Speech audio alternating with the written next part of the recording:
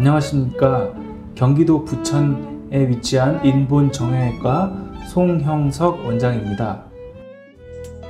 대표적인 척추 질환에는 우리가 흔히 접하는 것으로는 디스크와 협착증이 있겠습니다. 디스크는 통상 젊은 사람들한테 주로 발생하는 질병이고요. 협착증은 주로 연세 드신 어르신들에게 많이 발생하는 질환입니다. 대부분의 척추 협착증이나 디스크에는 초기에는 수술이 필요하지 않습니다. 즉 비수술식 치료, 여기에는 약물치료, 물리치료, 신경주사치료 등의 여러가지 좋은 치료들이 많이 있는데 이에도 반응하지 않는 환자들, 통상 최소한 6주 이상의 치료에도 반응하지 않는 환자들에게는 수술적 치료를 고려해 볼 수 있습니다. 척추 수술은 예전부터 많은 수술이 있어 왔는데 최근에는 조기 일상생활 복귀가 가능하게 하기 위해서 최소 침습 척추 수술이 발달되어 있습니다. 최소 침습 척추 수술에는 내시경을 이용하는 내시경화 척추 수술, 최소 절개를 하는 최소 절개 척추 수술이 있습니다. 내시경화 척추 수술은 마취를 하지 않고 국소 마취하에 내시경으로 들여다보면서 수술을 하여서 당일날도 일상생활 복귀가 가능하며, 최소 절개 척추 수술은 절개가 1cm 미만의 절개를 하여서 수술 후 다음 날이나 아니면 다다음 날에 일상생활 복귀가 가능한 수술이 되겠습니다.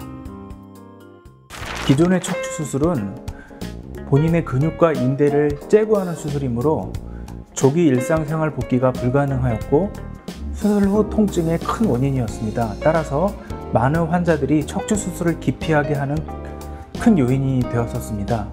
최소 침습 척추 수술은 본인의 근육과 인대를 떼지 않고 국소 마취하에 하는 수술이므로 조기 일상생활 복귀가 가능하고 수술 후 통증도 별로 없는 큰 장점이 있는 수술이라 할 수 있겠습니다. 최근 진료 현장에서 가장 안타까운 것은 적절한 치료 시기를 놓쳐서 오는 환자의 수가 많이 늘었다는 것입니다. 적절한 시기에 치료를 하지 않으면 병변 부위뿐 아니라 병변 인접 부위까지 증상이 악화되며 마비가 진행되어서 치료가 힘들어지는 경우가 많습니다.